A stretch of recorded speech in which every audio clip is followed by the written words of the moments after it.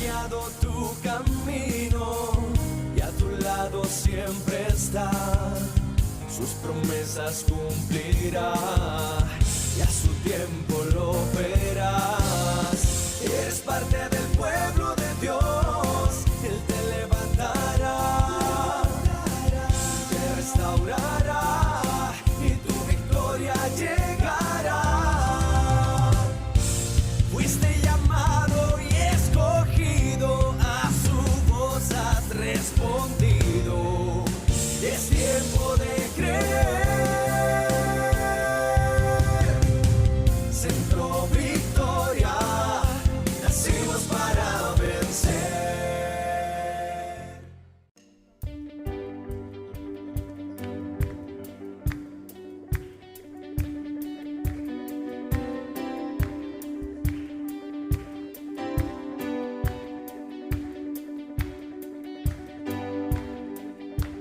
Por ti todo lo puedo, todo es posible y la fuerza tú me das.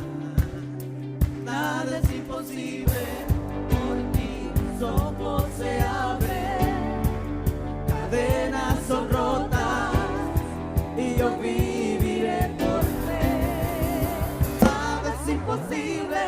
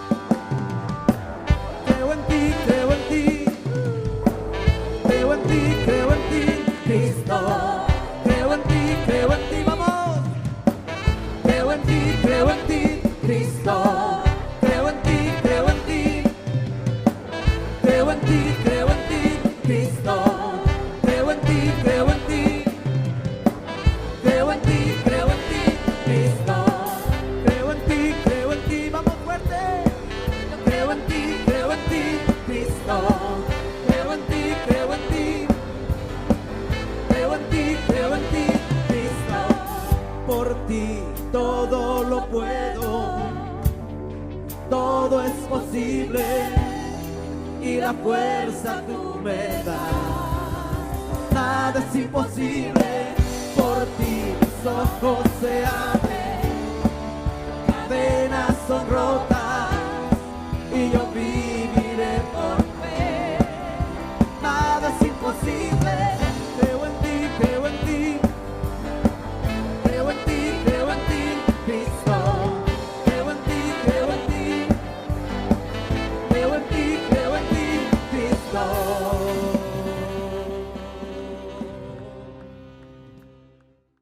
Bien, vamos a ir a la segunda carta a los Corintios esta noche y vamos a estudiar un ratito. Un capítulo del que normalmente no hablamos mucho, pero que es muy importante. Segunda a los Corintios, el capítulo 4.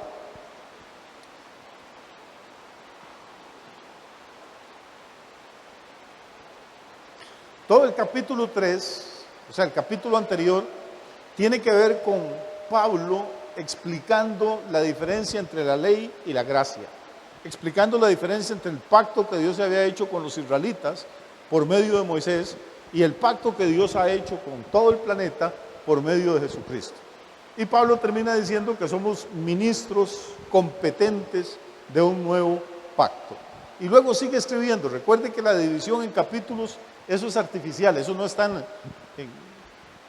en los documentos bíblicos. Eso es nada más para que podamos estudiar y memorizar un poquito mejor. Entonces el capítulo 4 continúa Pablo, dice, por lo cual, teniendo nosotros este ministerio, o sea, el ministerio del nuevo pacto, este ministerio, según la misericordia que hemos recibido, no desmayamos. Antes bien renunciamos a lo oculto y vergonzoso, no andando con astucia ni adulterando la palabra de Dios, sino por la manifestación de la verdad, recomendándonos a toda conciencia humana delante de Dios. Entonces Pablo, capítulo 3 dice, somos ministros competentes de un nuevo pacto. Y no es porque seamos competentes de nosotros mismos, sino porque nuestra competencia, explica el apóstol, la hemos recibido de Dios. Cuando usted quiere servirle a Dios, una de las primeras cosas que viene a la mente de uno son, no soy suficientemente bueno, no soy suficientemente santo, no conozco suficientemente la Biblia. Usted empieza a ver todo el montón de cosas que tiene en contra. Y finalmente una vocecita por ahí le dice, mejor quédese quietico, vaya a la iglesia, no se meta con nadie, termina el culto, se va tranquilo, no le hable de Cristo a nadie, no se meta en problemas en la oficina, ni en la universidad, no le caiga mal a la gente, a usted le falta mucho, mejor arréglese usted primero. Y así a la gente se le va la vida tratando de arreglarse, de perfeccionarse, para compartir a Cristo, para servirle a Dios, y se mueren y nunca hacen nada, porque en esta vida nadie va a ser perfecto, ni nadie sabe todas las cosas. Entonces Pablo dice que somos ministros competentes, o sea, capaces, hábiles, eficientes, ministros competentes de un nuevo pacto, pero que nuestra competencia no viene de nosotros mismos, sino que proviene de Dios. Si usted se espera hasta capacitarse, como dicen algunos, para servirle a Dios, se va a morir de viejito y no va a hacer gran cosa. ¿Qué estoy diciendo? Que no hay que capacitarse, no, voy despacio.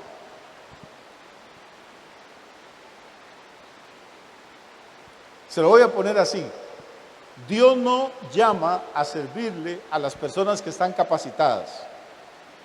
Dios capacita para servirle a las personas que Él llama. No sé si puede ver la diferencia. Si Dios llamara a gente completamente santa, completamente inteligente, nos quedaríamos en la banca toda la vida. Pero una vez que aceptamos el llamado de Dios, que aceptamos empezar a compartir a Cristo con otra gente, pues Dios nos va a ir puliendo, nos va a ir perfeccionando y nos va a ir capacitando. Eso es todo el contenido del capítulo 3. Y en el capítulo 4, Pablo entonces dice, renunciando a lo oculto y vergonzoso, no andamos con astucia ni adulterando la palabra de Dios, sino por la manifestación de la verdad, recomendándonos a toda conciencia humana delante de Dios. Verso 3, pero si nuestro evangelio está aún encubierto, entre los que se pierden está encubierto. Voy despacio, hermano. Pablo está hablando entonces de nuestro evangelio, de un mensaje que tiene que ver con el nuevo pacto. Estoy conectando esto con lo que hablamos la semana pasada. Un mensaje nuevo, el evangelio son buenas noticias.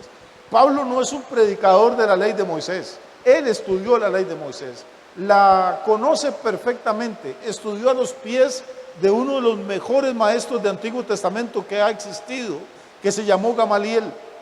Pablo es un experto, un doctor en la ley, pero no está predicando el Antiguo Testamento, no está predicando la ley de Moisés, está predicando algo que él llama nuestro evangelio, el que Cristo le reveló a él después de que el Señor resucitara. Y él reconoce que no todas las personas aceptan el evangelio. Ojalá todo el mundo se convirtiera, pero no es así. De hecho, bíblicamente, siempre son más los que rechazan el mensaje del evangelio que los que lo reciben. Y Pablo entonces acepta esa realidad, la reconoce. Dice que hay gente para la cual el evangelio aún está ¿qué? Encubierto. O sea, no les ha amanecido, no han visto la luz, no entienden el mensaje del evangelio o no lo creen. Y dice que esto está encubierto entre los que se pierden. Voy despacio, repito, porque esto es importante, hermano. Si una persona no entiende el evangelio, ¿sabe qué le va a pasar? Según Pablo, se pierde. Es que por esto es importante entender, es importante aprender, es importante conocer, hermano.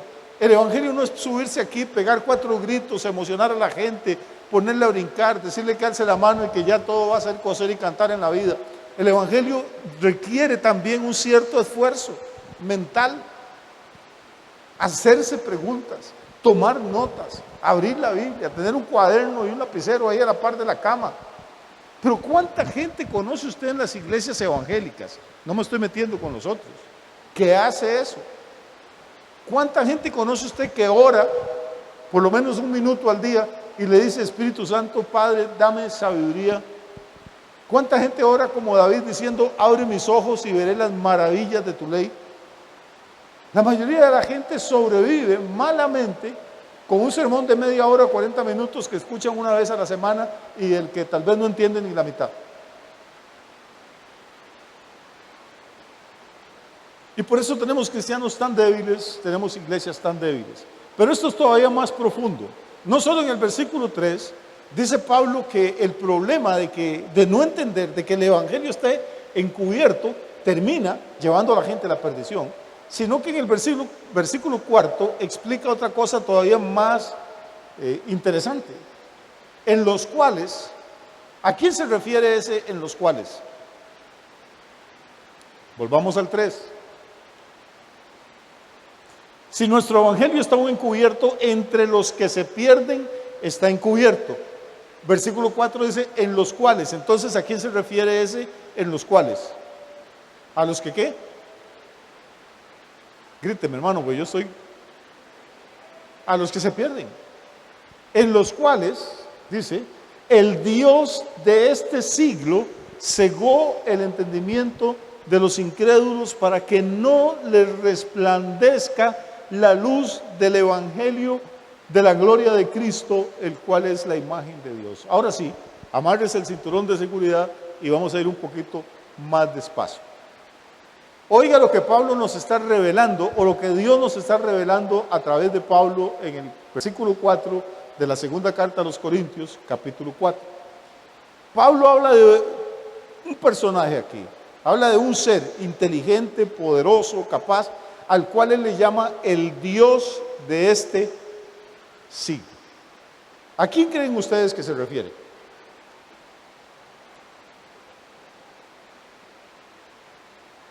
Hello. Los traductores, aunque en los originales no hay mayúsculas ni minúsculas, pero los traductores ponen ahí clarito para que usted entienda, ponen ese Dios con minúscula. El Dios de este siglo se refiere a Satanás. Pablo le llama al diablo el Dios de este siglo y le llama Jesús a Satanás el príncipe de este mundo. 3 veces en los evangelios Jesús le llama a Satanás el príncipe de este mundo. Y Pablo se refiere a él como el Dios de este siglo. ¿Están conmigo? La Biblia le da muchos nombres al enemigo, pero centrémonos hoy un poquito en estos dos. Jesús le llama el príncipe de este siglo. El príncipe es un título, es un cargo político. El Dios de este siglo es un título, es un cargo religioso.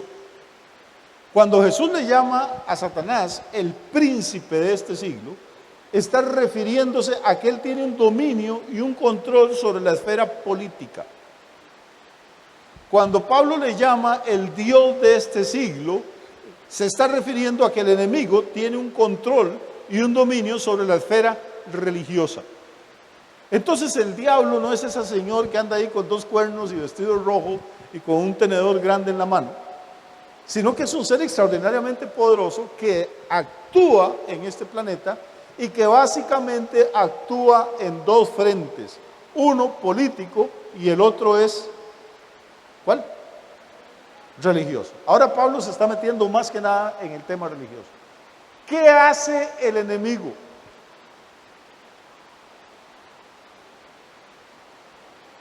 Yo no sé si usted creció en el campo, pero yo crecí en el campo y eso fue hace mucho tiempo. Y si había algo que le encantaba a la gente en el campo, porque no teníamos televisores, era contar historias y ojalá historias de terror, de miedo. Y había un montón de personajes, el padre sin cabeza, que era un cura el que habían decapitado y asustaba a la gente, el cadejo, que era como un cruce entre perro y coyote y lobo, que andaba arrastrando unas cadenas en la noche, la cegua, que era una señora dientona que le salía a los borrachos en la madrugada. ¿Alguien oyó hablar de eso? Si no, es que usted no es tico. La carreta sin bueyes era otra carreta que pasaba sonando, y no había carreteras en los caminos, y la gente se tiraba en la madrugada y veía una carreta rodando y no había bueyes. Y uno chiquillo, oyendo aquellas cosas, con una candela, porque no había ni luz eléctrica, y los viejos contando eso, y uno empezaba a sentir que algo frío le subía por los pies, ¿no? Y después había que irse para la casa de uno. A las 7 o 8 de la noche ya todo estaba oscuro. La idea que la gente tiene todavía hoy en día de Satanás es algo así, como que es un tipo que no tiene nada que hacer y suelta curas sin cabeza y carretas sin bueyes y La Llorona. ¿Se acuerda de La Llorona? Hasta Rafael le hizo una canción por ahí. La Llorona, que le había matado a un chiquito y lo había ahogado, lo había abortado y andaba por la quebrada llorando y buscándolo. Imagínense cuántas lloronas habría ahora. Y eso es lo que la gente entiende por el diablo y por eso se ríe. Pero lo que la Biblia dice es otra cosa. Habla de que es un ser, es una persona extraordinariamente inteligente. Extraordinariamente inteligente y extraordinariamente poderoso. Y ese poder lo manifiesta en 2 áreas. En la política, porque Jesús le llamó que Él es el príncipe de este mundo. Y en el área religiosa, porque Pablo dice que este personaje es el Dios de este siglo. ¿A qué se dedica este personaje en su parte religiosa? Se dedica a soltar, repito, curas sin cabeza, carretas sin bueyes, lloronas por los riachuelos. No, hermano. Tiene un trabajo. ¿Cuál es el trabajo? Ahí está. En los cuales el Dios de este siglo, ¿qué hizo? Cegó, ¿qué cosa? ¿Cegó qué? El entendimiento, el cerebro, la cesera, la mollera. Le cegó el entendimiento, no a todo el mundo, pero se lo cegó a los incrédulos. Se lo voy a poner de esta forma. Parte del trabajo satánico es volver estúpida a la gente.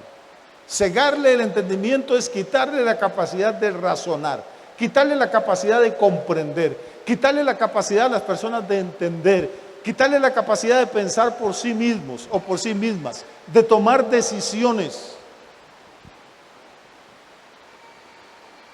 No es asustar gente, hermano. Uy, es que viera, en la casa mía asustaban y se oían pasos y se oían unas bolas que rodaban por el techo. ¿A quién le importa esa cosa? No, pastor, es que yo solo no duermo, porque en la noche se oyen unos pasos por el patio. Aún gente creyente todavía está a ese nivel. Eso es lo que creen ellos, eso es lo que los asusta. El problema no es ese, hermano. El problema es que estamos viviendo en una sociedad cuyo entendimiento ha sido cegado.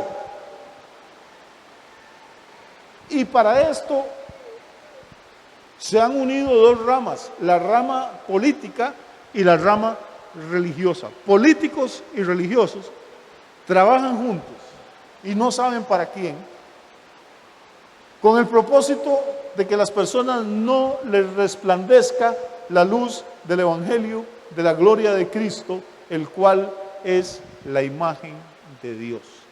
Lo que está pasando en nuestro planeta no es casualidad, no es chiripa, no es fruto del azar, es simplemente el resultado de muchos años y siglos, y finalmente por lo menos las últimas 3 décadas, donde ya toda una generación la perdimos, donde los líderes políticos cambiaron los sistemas de enseñanza. Las escuelas, los colegios, las universidades ya no son lo que eran cuando nosotros íbamos, o cuando yo iba por lo menos. Ahora cada cierta cantidad de años inventan una doctrina nueva y aquí hay educadores y educadoras. Ahora la moda se llama el constructivismo. El maestro no es el que lo sabe todo, él es un alumno más, es un acompañante de los niños mientras ellos construyen su propio conocimiento y la gente babea oyendo esas imbecilidades. Pues entonces, ¿para qué carajo le pagamos al maestro? La ortografía no importa, lo que importa es que se entienda. Si usted pone era con H, está bien, ahí se entendió que usted quería decir era.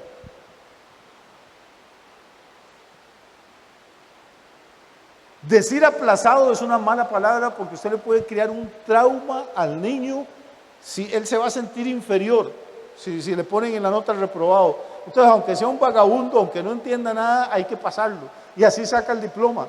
Y luego llega al colegio y así saca el bachillerato. Y llega a la universidad, igual, mientras pague la matrícula y va para adelante. Y luego le dan un título y lo mandan a enseñar a otra gente. Personas que no tienen la menor idea, hermano, de historia, de geografía, de filosofía, de política, absolutamente de nada, pero de nada en el mundo. Gastamos el 8% del Producto Interno Bruto de este país en un sistema educativo. Eso se gasta. Estamos hablando de miles y miles y miles de millones de colones para producir gente que la verdad lo único que les interesa es sacar un título aunque no aprendan absolutamente nada. El sistema educativo lo desarmaron, a la gente ya no se le enseña a pensar, a cuestionarse, a investigar. Nunca hemos tenido acceso a tanto conocimiento como hoy. Una persona, entiéndame lo que le voy a decir, por favor. Una persona que se lo proponga puede conseguir en internet todos los cursos que se necesitan para ser abogado, para ser médico, para ser astrónomo, para hacer lo que a usted le venga en gana. Todo el conocimiento de la humanidad está ahí. ¿Cuántas personas cree usted que accesan internet para buscar algo de eso, para aprender más?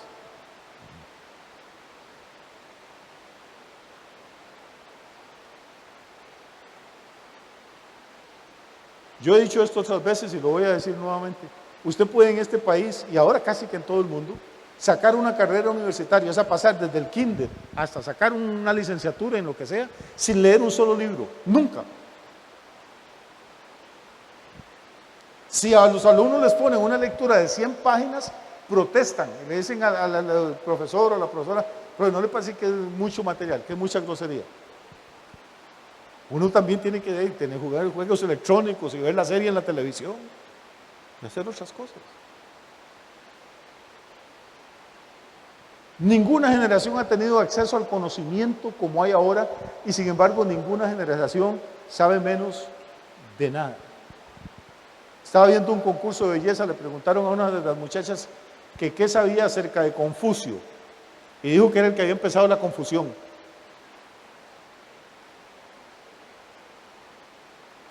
Y uno se queda con la boca abierta.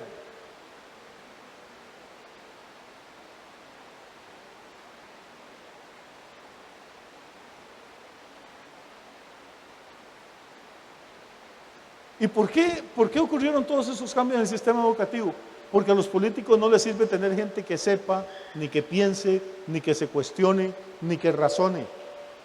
Y a los líderes religiosos tampoco les interesa, porque si la gente en las iglesias es ignorante y no conoce ni siquiera la Biblia, pues la van a manipular, le van a dar falsas profecías, le van a dar sermones falsos, le van a meter falsas doctrinas, le van a sacar la plata, la van a hacer como quieran, hermano.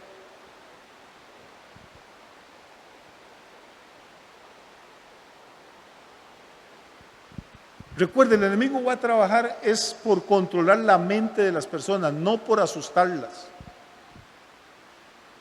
Y por eso nosotros estamos inmersos en una batalla. Nos demos cuenta o no nos demos cuenta. Es lo que los políticos y la gente que se mete en estas cosas le llama la batalla cultural. Y la estamos perdiendo porque ni siquiera nos hemos dado cuenta que estamos en una batalla. Es una batalla por controlar las mentes de las personas, por controlar la forma en que la gente piensa, por controlar la forma en que la gente reacciona. Una vez que a usted le logran cambiar la forma de pensar, lo van a transformar todo usted, toda su familia, toda la sociedad. ¿Por qué? Porque la Biblia dice eso. La Biblia dice que como es el pensamiento del hombre en su corazón, así es que es él. Y como el enemigo también lee la Biblia y la cree y la conoce, entonces si él quiere cambiar la forma de vivir de la gente y la forma de comportarse, lo que va a hacer es afectarles el cerebro para cambiarles primero la forma de pensar.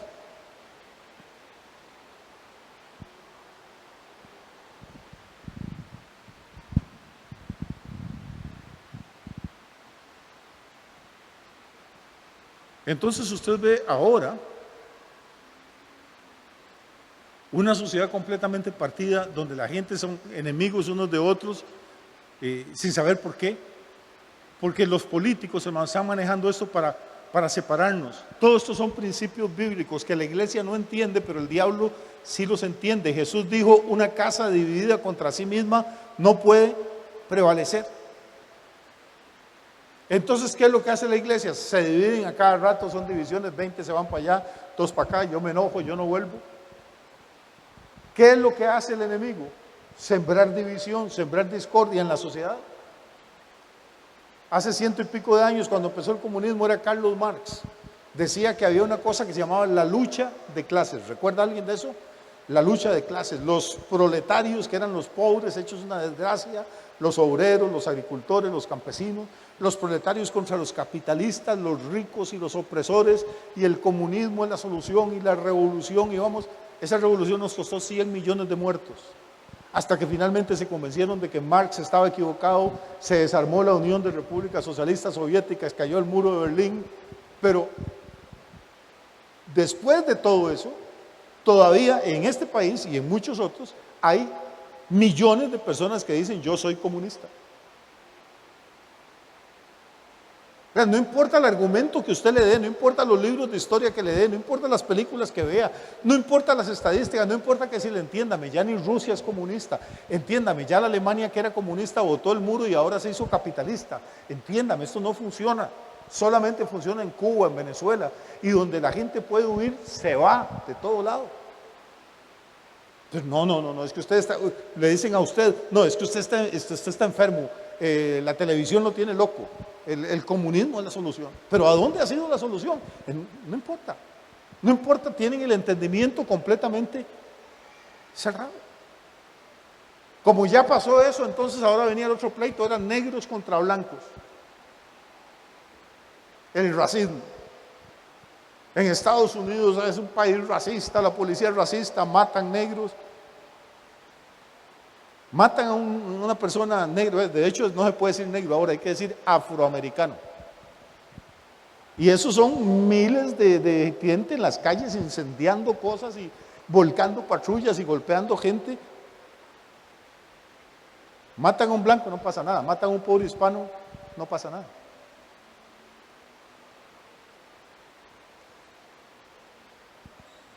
Pasó el comunismo, pasaron las luchas por el racismo. Entonces ahora, como ya no había más luchas, ahora es la lucha por el feminismo. Ahora son los hombres contra las mujeres. Salen estas señoras a la calle gritando, tú eres el violador. Todo hombre es un violador en potencia. El papá de ellas, el hermano, el hijo de ellas. Y usted trata de razonar con una muchacha de estas y explicarle, mire mamita, no es así, sí, el feminismo sí, pero no, usted no entiende, usted no me puede hablar porque usted es hombre. Usted no me entiende como yo me siento. Pero usted me puede decir machista a mí, usted que es una hembra. Y no puede entender cómo yo me siento. Pero trate de razonar, no puede, hermano. Está luchando contra entendimientos que están cegados. Luego trataron de poner a los gays y los homosexuales en contra de los heterosexuales. a los vegetarianos en contra de los carnívoros. Ahora la nueva religión es la religión de la tierra. Greenpeace y toda esta gente.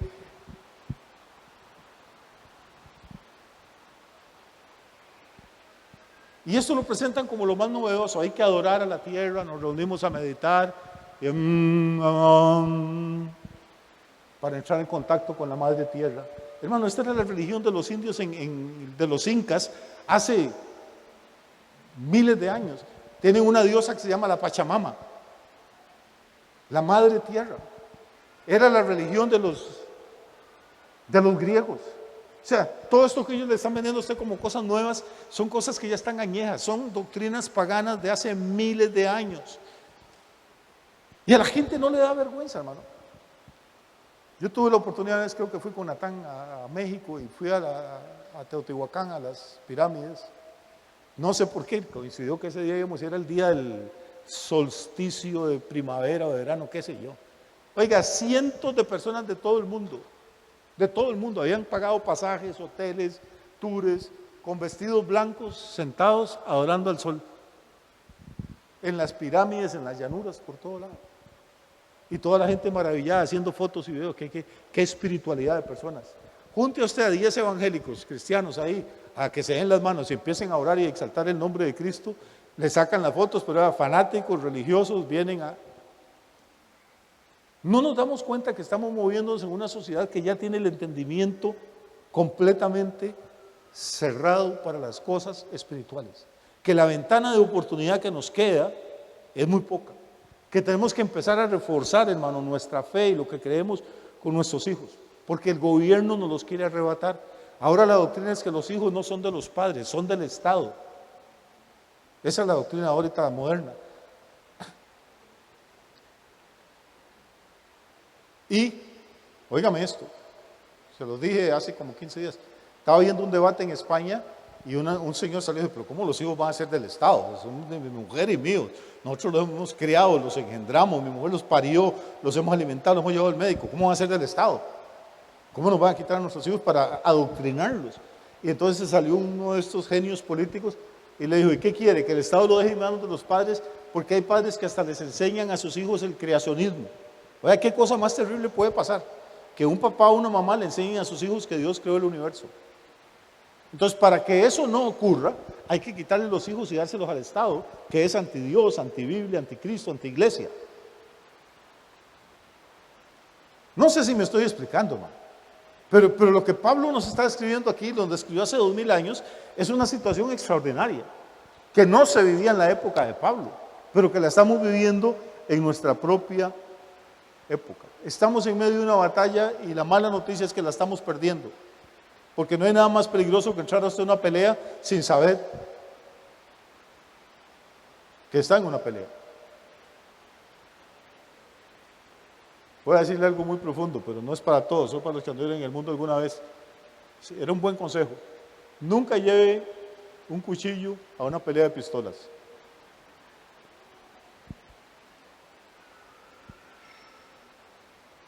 Nunca entre en una pelea de pistolas con un cuchillo en la mano, porque lleva la de perder. No se meta a una pelea donde usted no tiene las armas correctas para poder salir vencedor en esa pelea. Y el problema es que Dios nos dejó las armas. La Biblia dice que las armas que tenemos en Dios son poderosas, son espirituales, que pueden destruir fortalezas. Pero hermano, como no nos damos cuenta que estamos en una pelea, nosotros podemos entrar a esta pelea de pistolas y no con una pistola, podemos entrar con cañones, con los cañones de la palabra de Dios, del Espíritu Santo, de la revelación de Dios. Pero si no nos damos cuenta que hay una batalla, no la vamos a pelear nunca. La estamos perdiendo en las escuelas, la estamos perdiendo en los colegios, la perdimos hace tiempo en las universidades. Las universidades se volvieron en centros de adoctrinamiento político, nada más.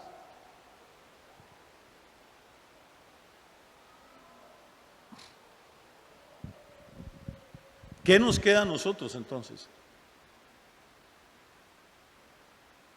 Yo creo que lo que nos tenemos que hacer es no inventar nada nuevo, ¿no? Es simplemente tenemos que volver a las sendas antiguas. Empezar en nuestra casa, empezar con nuestras esposas, empezar con nuestros hijos, no meternos con la vida de los demás, sino empezar por nosotros mismos, capacitarnos todo lo que podamos.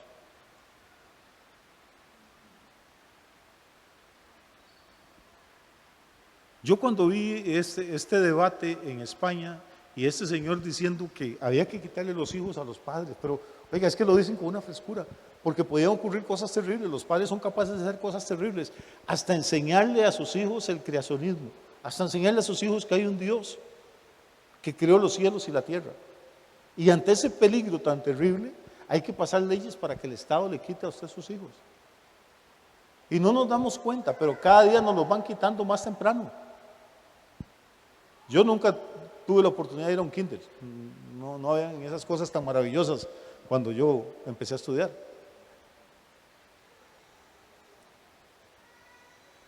Uno entraba a primer grado, pero luego vino el kinder, entonces ya los niños entraban creo que de 6 años al kinder, y después antes del kinder hay otro que se llama no sé cómo, materno, y antes de ese hay otro, y cada año te van metiendo más. Y entonces el papá gobierno, como es tan bueno, también entonces ahora para que usted pueda trabajar le va a poner guarderías. Entonces usted puede dejar su chiquito ahí desde que tiene 1 o 2 años y desaparecerse usted a trabajar.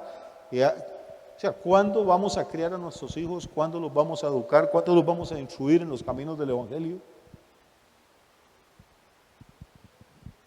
Y lo más terrible, hermano, es que muchos papás, si el hijo por de misericordia ya de chiripa le dice, papá o mamá, ¿qué quiere decir tal cosa en la Biblia? Espere y le pregunta el domingo a Yamil. De por sí paso le pagamos. O sea, porque ni siquiera es capaz de sentarse ni encontrar el versículo en la Biblia y mucho menos de darle una explicación. ¿Cómo no vamos a perder la batalla? Pablo dice, en los cuales el Dios de este siglo cegó el entendimiento. Pero el entendimiento de quiénes es el que tiene que estar ciego, el de los incrédulos. ¿Para qué? Para que no les resplandezca la luz del Evangelio de la gloria de Cristo, el cual es la imagen de Dios. ¿Qué es lo que tendría que estar ocurriendo en nosotros, hermanos? Entonces, en vez de tener el entendimiento cerrado, entenebrecido, tendría que estar resplandeciendo en nuestro entendimiento la luz del Evangelio de Cristo. Yo sé que esto mucha gente lo toma a broma, a exageración, a amarillismo, alarmismo, pero créame, estamos mucho más cerca de la segunda venida de Cristo de lo que usted se puede imaginar. Tal vez no la veamos nosotros, pero quizás nuestros hijos, quizás nuestros nietos. Todo el escenario está montado. Allá por el año 1950, el presidente del Partido Comunista de Italia estaba en la cárcel y era un hombre muy inteligente. Y ya en la década de los 50 él se dio cuenta de que el comunismo no iba para ningún lado, que no era la solución, que no era verdad. Que nunca los pobres ni los obreros se iban a levantar contra los patronos. Que era mentira ese cuento de que los patronos eran unas sanguijuelas que se bebían la sangre de los peones. Que más bien cada día los obreros recibían mejores salarios, vivían en mejores casas, manejaban mejores carros, tenían acceso a la electricidad, al agua potable, a los servicios. Y que a pesar de todo lo que ellos decían y habían tratado de lanzar a una parte de la sociedad con la otra, en realidad a los patronos les interesaba tener obreros y a los obreros les interesaba tener patronos. Y entonces este señor dijo, la batalla no la vamos a ganar con la lucha de clases porque eso ya no va a ocurrir. Tenemos que ganarlo de otra forma, con la lucha cultural. Tenemos que meternos a las oficinas, tenemos que meternos a las universidades, tenemos que infiltrar los ministerios, tenemos que meternos en los medios de comunicación. Y eso es exactamente lo que ocurrió. En 50, 60 años, estos señores controlaron todos los medios de comunicación, controlaron CNN, controlan todas las cadenas de noticias, controlan todas las universidades. Y como ya no le predican a la gente que se levanten los ricos contra los pobres, pues ahora la cosa es seguir dividiendo y rasgando la sociedad. Se levanten los hombres contra las mujeres, los casados contra las solteras, los lesbianas y gays contra los heterosexuales, los negros contra los blancos, los que comen carne contra los que no comen carne, los que defienden los derechos de los animales. Les conté lo de la semana pasada y se los voy a contar otra vez para ir terminando. Están aprobando o tratando de aprobar una ley en España ahorita para proteger los derechos de los animales. Si usted tiene más de 5 animales, tiene que sacar una licencia con el gobierno como zoológico. Es que cuando yo oigo estas cosas, hermano, a mí se me sale la piedra. Es que no estamos hablando de personas que son retardadas mentales. Estamos hablando de personas que son políticos profesionales, que tienen títulos de una universidad y se sientan como si el mundo no tuviera problemas a pasar estas leyes estúpidas. Entonces, para que usted pueda tener un perro o un gato o una gallina o un chancho, el gobierno tiene que darle un permiso y usted tiene que recibir un curso de cómo criar perritos. Yo tengo una hermana que tiene, la última vez que hablé con ella tenía 110 perros. Entonces, cuando ya pasan esta ley, tienen que crear el Ministerio del Cuidado de los Animales. Y ese ministerio tiene que crear una agencia en Guanacaste, tiene que crear una en Nicoya, tiene que crear una en Tilarán, otra en Canoas, otra en San Vito, otra en cada cantón, en cada ciudad. Y cada agencia de esas necesita carros, y necesita secretarias, y necesita disque profesionales que enseñen a la gente cómo cuidar sus animalitos. Entonces con eso conectan a 1,000 o 10,000 personas que no saben hacer nada en la vida y les dan un trabajo. Con eso bajan las tasas de desempleo y pueden presentar mejores estadísticas. Nada más que esos 10,000 empleos van a ser pagados con la bolsa suya y con los impuestos que usted y yo pagamos. Pero aparte del salario hay que pagarles el aguinaldo, hay que pagarle vacaciones, hay que pagarle la caja, hay que pagarle el Banco Popular, hay que echarle combustible a los carros, hay que tener mecánicos para los carros, hay que comprarle pólizas para cada carro del ministerio de los zoológicos, hay que comprarle pólizas al INSS. La gente no se da cuenta, hermano, que nos están arruinando, nos están desplumando, nos están matando con imbecilidades que no sirven para nada. El Dios de este siglo y el príncipe de este mundo están trabajando juntos a nivel político y a nivel intelectual para cegarle el entendimiento a la gente. Imaginen lo que es un muchachito de estos, salido de la U o del colegio, no sé de dónde, que lo nombren instructor de cursos de cómo tener perros.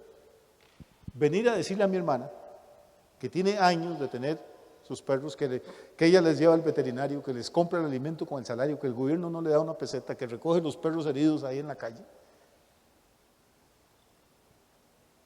que tuvo que comprar un terreno para tener a sus animales ahí, cercarles el terreno, cerrarlo, tenerle peones ahí, que venga un tipo que en su vida ha tenido pero ni un gato, a darle un curso de cómo cuidar animales. Es que no es una imbecilidad. Ahora imagínense un señor que tiene una finquita y en la finca, les decía yo la semana pasada, en la finca tiene un caballo, tiene 2 perros que le cuidan ahí la finca y la esposa tiene 4 gallinas ponedoras, un caballo y 2 perros son 13 y 4 gallinas 7, zoológico. Y viene un tipo que nunca ha visto un caballo sino en faulas, viene desde San José y tiene que darle un curso. Primero viene el que de cómo manejar caballos, después el de cómo criar gallinas y cómo el de los chompipes.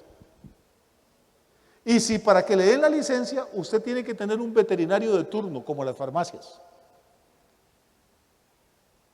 ¿Qué va a hacer la gente con los animales? Sale más barato jalarle el pescuezo a las 3 gallinas ponedoras que tener todo esto. Lo que va a hacer es que más bien los van a matar, nadie va a recoger un perro, nadie va a hacer nada. Pasan leyes dizque para proteger a los animales, y si usted se opone a estas leyes, dice usted es un sádico porque usted no ama a los animalitos, nosotros sí. Y entonces ya tenemos otro conflicto entre los de los derechos de los animales y los que no creemos en los derechos para los animales. En esto consiste todo esto. Y mientras tanto le están metiendo la mano a la cartera, le están robando, están cogiendo el dinero de sus impuestos para cualquier cantidad de cosas. Y lo peor, mantienen el entendimiento de la gente cegado para que no les resplandezca la luz del Evangelio de Cristo. Porque al final ese es el plan último de Satanás, que la gente se pierda.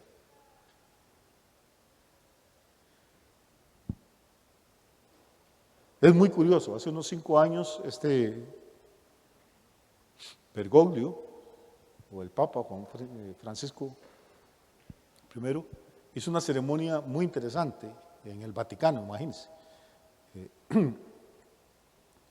Había un chamán, un brujo de los indios de Estados Unidos, había un rabino judío, un líder de una mezquita árabe, un pastor evangélico y un brujo del Amazonas, adorador precisamente de la Pachamama, de la Madre Tierra. Y entonces hicieron un culto o una misa conjunta para mostrar el amor y la hermandad y la humildad que tenían todos. Y es que precisamente eso está en la Biblia también. Nos movemos a un gobierno mundial y a una religión mundial. ¿Entendemos esto o no? No. Porque la Biblia dice que el anticristo al final va a poner una marca y va a hacer que todos lo adoren a él. Va a ser un gobernante mundial y un sacerdote mundial de una religión.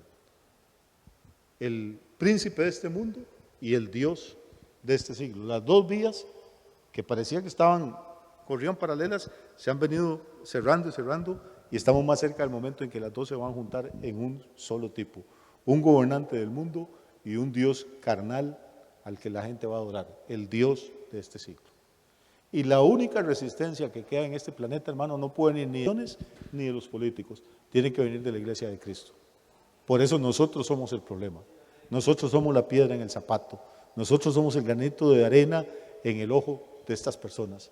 Por eso es que hay tanto ataque contra el evangelio y contra la iglesia. Y a nosotros nos corresponde la tarea de prepararnos, repito, de capacitarnos, de cambiar un poquito la imagen que tenemos de los cultos de cante y brinque y grita, y más bien de decir, aunque sean más aburridos, aunque me gusten menos los sermones, pero tengo que tratar de aprender algo y tengo que tratar de prepararme por mí, por mis hijos y por las generaciones que vienen atrás. Amén. Muy bien, que Dios les bendiga, que tengan una semana muy bendecida. Centro Victoria, nacimos para vencer.